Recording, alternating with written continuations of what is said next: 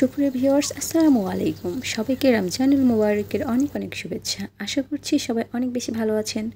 আজকের পর্বে আমি আপনাদের সাথে শেয়ার করছি ফুলকপি দিয়ে মজাদার একটি ইফতার রেসিপি। আর এই ইফতার রেসিপি বানানো একদমই সহজ। আপনি জাস্ট এটাতে ফুলকপি দিয়ে বানিয়ে নিতে পারবেন। এর সাথে কিন্তু আর কোনো কিছুই দরকার হবে না। তো এই জন্য আমি কিছু ফুলকপি নিয়েছি আর এগুলো ছোট ছোট পিসেস করে কেটে নিয়েছি, দেখতেই পাচ্ছেন। দেন এগুলো আমি ওয়াশ করে নেব। ওয়াশ করে নেওয়ার জন্য কিন্তু আমাকে জাস্ট 15 থেকে 20 মিনিট সময় ইউজ করতে হবে। তো এই জন্য আমি একটা বোলের মধ্যে নিয়ে নিয়েছি পানি। এটা একদম নর্মাল টেম্পারেচার যে পানি থাকে সেটাই নিয়েছি আমি। তো তারপরে এর মধ্যে দিয়ে দিলাম সামান্য একটু লবণ। আপনি 1 চামচ বলতে পারেন কিংবা 2 চামচ মতো লবণ দিয়ে নেবেন। তারপরে যে ফুলকপিগুলো আমি ছোটো ছোটো পিসেস করে কেটে রেখেছিলাম সেগুলো এর মধ্যে দিয়ে জাস্ট 15 থেকে 20 মিনিট পর্যন্ত এটা আমি এভাবে ভিজিয়ে রাখবো। তাহলে কি হয়, ফুলকপির ভিতরে যে এক্সট্রা ময়লা বা পোকা থাকে সেগুলো কিন্তু চলে যায়, আর ফুলকপিগুলো একদম ফ্রেশভাবে পরিষ্কার হয়ে যায়। 15 থেকে 20 মিনিট পর আমি ফুলকপিগুলো খুব ভালোভাবে ওয়াশ করে নিয়েছি। এই যে দেখতে পাচ্ছেন, একদম কিন্তু ক্লিন দেখা যাচ্ছে এখন। এরপর আমার লাগবে কিছু পেস্টের মধ্যে আমি নিয়েছি জিরা পেস্ট, আদা পেস্ট আর রসুন পেস্ট। সব কিছু কিন্তু 1 চা চামচ করে আমি ইউজ করেছি। এরপর দিয়ে দিচ্ছি কিছু গুঁড়ো মশলার মধ্যে এখানে রয়েছে 1 চা চামচ 2 চা চামচ করে নিয়েছি ধনিয়ার গুঁড়ো, 2 চা চামচ নিয়েছি লাল মরিচের গুঁড়ো, আর নিয়েছি 2 চা চামচ হলুদ গুঁড়ো।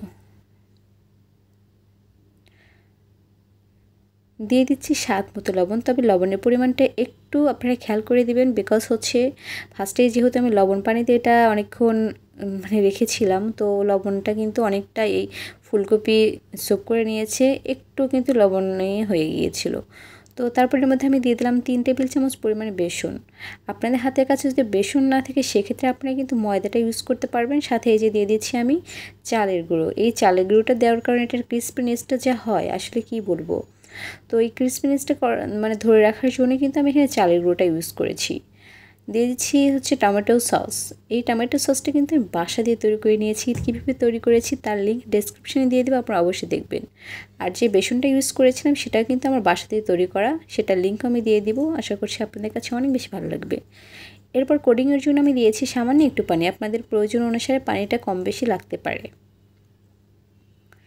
এরপর এই মশলাগুলোর সাথে এই ফুলকপিগুলো খুব ভালোভাবে মাখিয়ে নিব, যেন প্রত্যেকটা ফুলকপির গায়ে মশলাগুলো এমনভাবে লেপ্টে থাকে। তো এখন আমি 10 মিনিটের মতো এভাবে রেস্টে রেখে দিয়েছিলাম। 10 মিনিট পর চুলে একটা প্যান বসিয়ে দিয়েছি। তারপর দিয়ে দিয়েছি পরিমাণ মতো তেল। অর্থাৎ আমি যে কন্টেইনারে এই ফুলকপিগুলো রোস্ট করে নিব সেটার উপর ডিপেন্ড করে যতটুকু তেল দেওয়ার প্রয়োজন, অর্থাৎ যেন ফুলকপিগুলো প্রায় অর্ধেকের বেশিটা ডুবে থাকে। তো এরকম করে আমি তেল দিয়ে নিয়েছি। তেলটা যখন মোটামুটি গরম হয়ে আসবে তখন আমি একটা একটা করে ফুলকপি দিয়ে দেবো। তবে ফুলকপি ভাজার জন্য আপনাদেরকে একটা বিষয় খেয়াল রাখতে হবে, সেটা অবশ্যই মিডিয়াম টু লো হিটেই ফুলকপিগুলো ভেজে নেবেন। তা নাহলে কিন্তু এর ভিতর থেকে কাঁচা থেকে যাবে আর উপরটা অনেক বেশি ড্রাই হয়ে যাবে।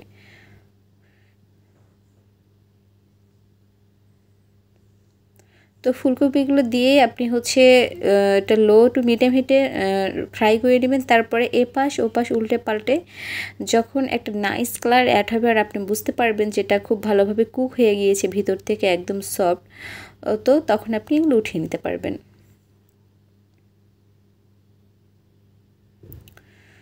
যাই হোক, কথা বলতে বলতে কিন্তু এই ফুলকপিগুলো খুব সুন্দরভাবে রোস্ট হয়ে গিয়েছে। আর দেখেন কালারটাও মাশাআল্লাহ একদম চিকেন ফ্রাইয়ের মতো লাগছে না? তো আমার কাছে এই রেসিপিটা মোস্টলি খুব ভালো লেগেছিলো। সাথে আমি কিন্তু সস দিয়ে এটা পরিবেশন করেছিলাম। আর বলেছি তো, আমার চ্যানেলে কিন্তু অলরেডি সসের রেসিপি দেওয়া আছে, আপনারা দেখে নেবেন। আর ওই সসটা কিন্তু বানিয়ে আমি প্রায় বছর জুড়ে সংরক্ষণ করবো, কারণ আমি অনেকগুলো সস বানিয়ে নিয়েছিলাম।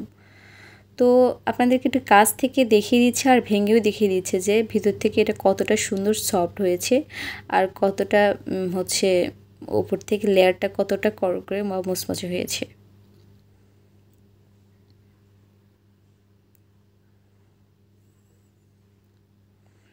এই যে দেখেন কতটা সফট, দেখে বুঝতেই পারছেন যে ভিতরটা কতটা সফট ছিল। তো আজকের মতো এ পর্যন্ত। সবাই ভালো থাকবেন, সুস্থ থাকবেন। আল্লাহ হাফেজ।